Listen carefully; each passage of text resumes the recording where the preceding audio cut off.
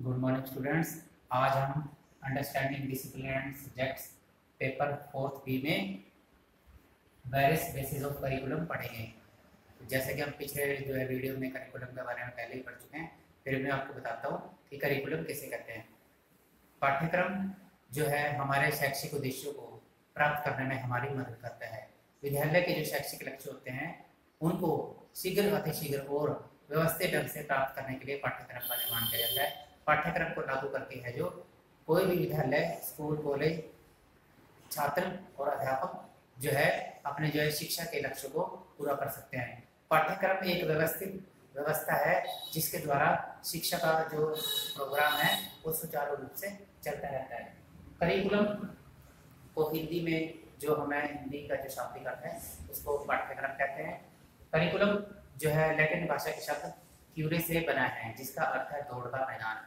इस तरह से हम कह सकते हैं कि करिकुलम का अर्थ है एक ऐसी दौड़ जिसमें एक छात्र अपने शैक्षिक लक्ष्यों को प्राप्त करने के लिए दौड़ लगाता है और दौड़ लगाकर अपने शैक्षिक लक्ष्यों को प्राप्त कर अपना सामाजिक, मानसिक और अन्य सभी पक्षों का जो है पूरी तरीके से विकास कर पाता है।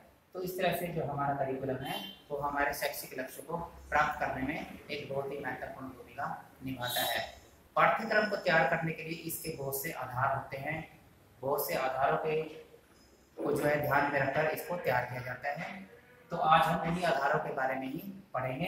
Various basis of curriculum. Curriculum को ध्यान में रख करिकुलम को बनाते समय हम किन किन बेसिस, कौन कौन से आधारों को ध्यान में रखते हैं, या ऐसे भी कह सकते हैं कि जो हमारा करिकुलम है उसके जो स्तंभ हैं उसके ऐसे कौन कौन से खंभे हैं जिनके ऊपर जो है हमारा करिकुलम टिका हुआ है।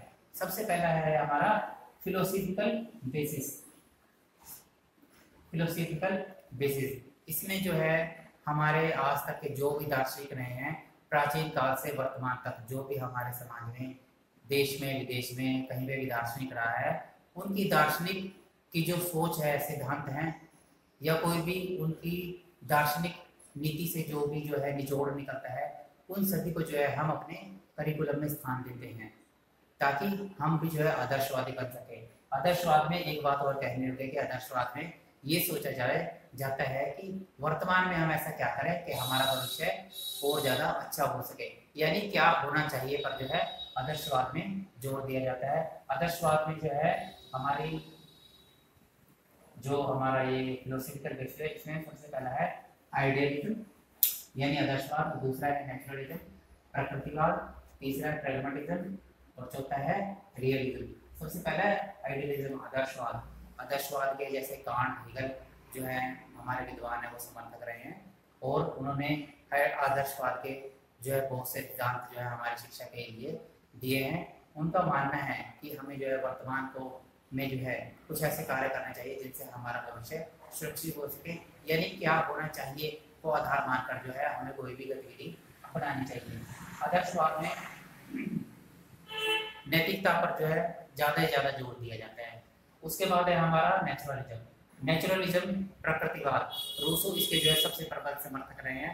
नेचुरलिज्म में जो है व्यक्ति को पूरी तरह से स्वतंत्रता दी जाती है और प्रकृति की गोद में छोड़ दिया जाता है, यानी जो वह सीखना चाहता है वह स्वयं अपने आप प्रकृति से स्वयं अपने आप सीखेगा, उसे कोई सिखाएगा नहीं, प्रकृति उसे जो है अपने आप सिखाएगी। इसमें जो है हम ये कह सकते हैं कि एक व्यक्ति को जो है आवश्यकता से अधिक स्वतंत्रता दी जाती है। इस तरह से हमारा जो प्रकृतिवाद है उसमें भी है जो स्वतंत्रता को बहुत ज़्यादा महत्व दिया गया है। स्वतंत्रतावाद के कारण जो है इसको जो है बहुत ज़्यादा पॉपुलर बनाया गया है बच्चों के बीच में। नेचुरलिज्म की वजह से हमारे जो है शिक्षा जो हमारा कार्यक्रम है उसमें बहुत से विषय जोड़े गए हैं। नेचुरलिज्म के अंदर जो है व्यायाम, खेलकूद और जो है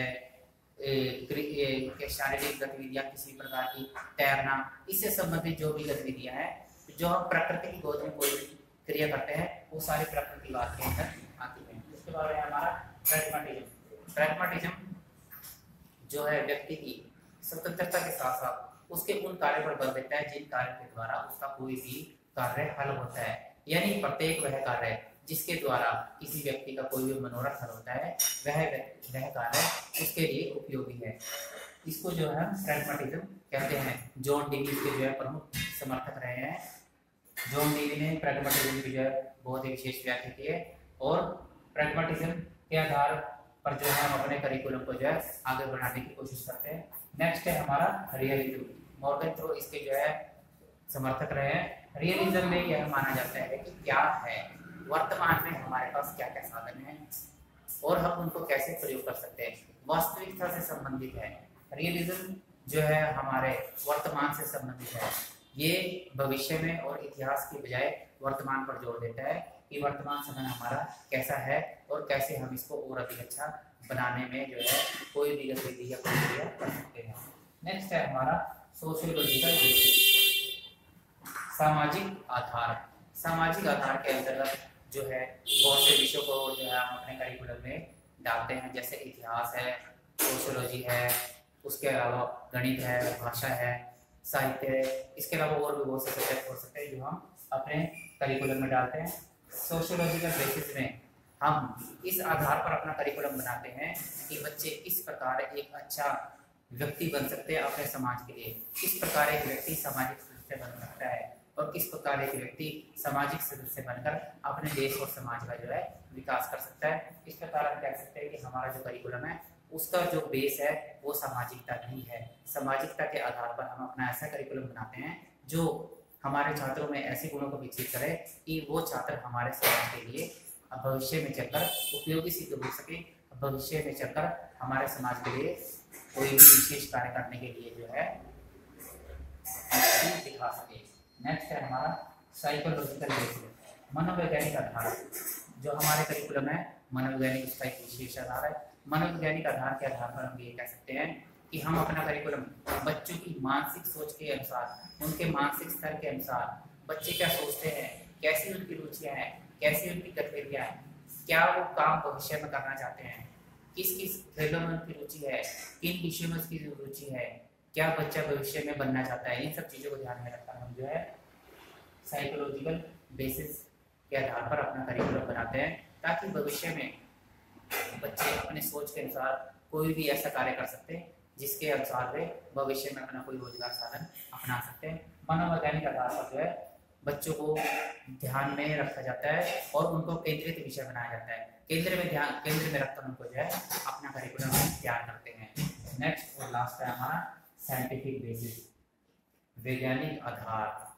हमारा जो करिकुलम है उसको हम सैद्धांतिक के साथ साथ मनोवैज्ञानिक आधार भी प्रदान करते हैं ताकि हमारा जो करिकुलम है वो पूरी तरह से वैज्ञानिक हो। सिर्फ उसमें कहीं सुनी बातें ही शामिल ना हो बल्कि उसका वैज्ञानिक आधार होना चाहिए जिसके जो निष्कर्षों को जो है हम पूरी तरीके से कसौटी पर जो है परख सकें, उसके जो नतीजे हैं वो सटीक निकल सके और उनके भविष्य के लिए जो नतीजे निकलेंगे वो पॉजिटिव हो हमारे समाज के लिए और हमारे लिए। इसलिए हम साइंटिफिक बेसिस को जो है बेसिस के आधार पर अपना करिकुलम तैयार करते हैं। वैज्ञानिक सोच को हमारे करिकुलम में डालने की कोशिश करते हैं ताकि हमारे समाज के जो छात्र हैं वे वैज्ञानिक सोच के आधार पर अपने करिकुलम को पढ़ें और वैज्ञानिक सोच के आधार पर ही अपना सामाजिक जीवन जिए और वैज्ञानिक सोच के आधार पर ही जो है समाज में रहकर कोई ऐसा कार्य करें जो भविष्य में चलकर उनके समाज के लिए लाभदायक सिद्ध हो।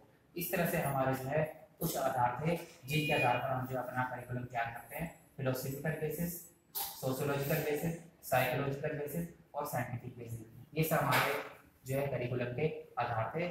आज के लिए हम इतना ही पढ़ेंगे, कल हम कुछ और करेंगे।